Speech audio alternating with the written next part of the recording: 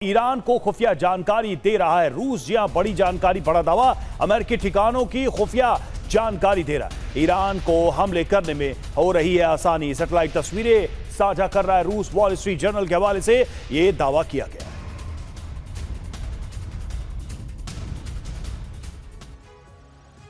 तो अमेरिका की खुफिया रिपोर्ट, रशिया से ईरान ट्रांसफर हो रही है। ऐसे दावे किए गए हैं कि रूस ईरान को सैटेलाइट तस्वीर दे रहा है और ये पहली बार ऐसा दावा नहीं किया गया है। टारगेट की लोकेशन, मूवमेंट ज्यादा सटीक, अरब में अमेरिकी सैन्य ठिकानों की लोकेशन तक बताई जा रही है।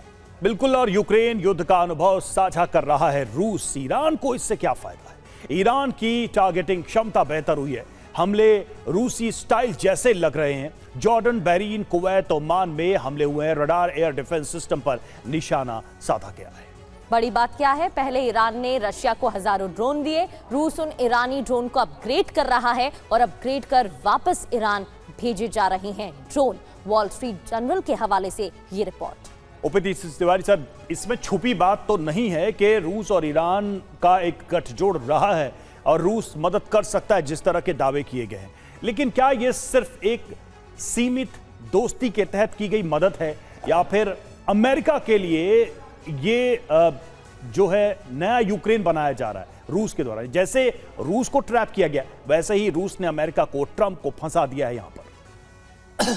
देखिए, ये ईरान को तो रशिया के सपोर्ट में आना था और ईरान को भी पता था कि सिचुएशन ऐसी होने वाली है कि समय दूर नहीं है जब अमेरिका और इजराइल हमारे ऊपर अटैक कर सकते हैं।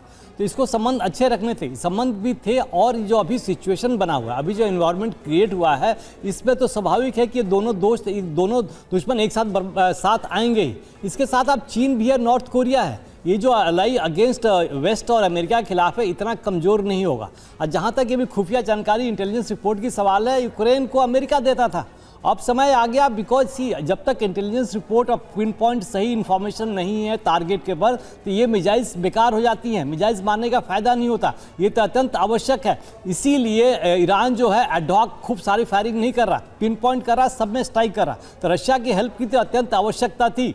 जिस तरीके से यूक्रेन और रशिया को वॉर बढ़ाने में अमेरिका और पश्चिम देश का हाथ रहा है, तो इसमें अटेंशन डाइवर्ट करने के लिए रूस का योगदान और रूस का हेल्प बिल्कुल स्वाभाविक है और रूस अंत तक करता रहेगा जब तक हो सकता है। इसमें चीन भी इन्वॉल्व होगा, समय दूर नहीं है। लेकिन जहां तक यूक्रेन का सवाल है, यूक्रेन तो अमेरिका का, ट्रंप की अपनी जो भावनाओं को अपनी तरफ आकर्षित करना चाहता है कि हम आपके बैकग्राउंड में रह के भी हम इनको अटैक करने की कोशिश करें, ईरान को हम मारने की कोशिश कर रहे हैं। अभी जैसा मनीष जी बता रहे हैं, थर्ड वर्ल्ड वॉर की तरफ तो ये बढ़ ही रहा है।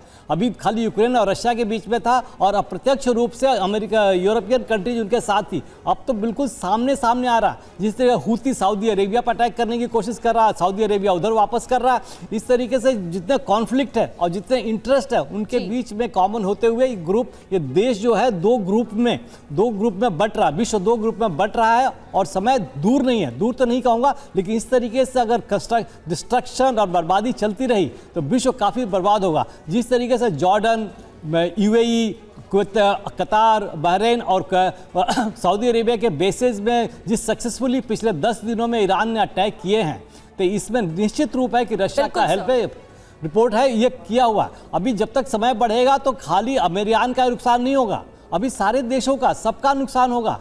अभी इजराइल थोड़ा दूर रहा है, लेकिन इजराइल पर भी अटैक करेगा तो हो ही रहा है। और इस वजह से इन देशों की तरफ से अमेरिका पर बीच में दबाव भी देखने को मिला था। लौटेंगे सर, आपके पास एक और खबर है। ईरान से तनाव के बीच डोनाल्ड ट्रंप का ट्रूथ पर एक पोस्ट भी आ गया है। B-2 स्टील्थ बॉम्बर से हमले की तस्वीर है और पोस्ट में खुद को विश्व रक्षक बताया गया है, खुद को बताया दुनिया का गार्जियन। ये देखिए, वही तस्वीर है जिसमें गार्जियन ऑफ द वर्ल्ड लिखा हुआ है, विश्व का गार्जियन बताया है उन्होंने। और अमेरिकी राष्ट्रपति डोनाल्ड ट्रंप दिखाई दे रहे हैं।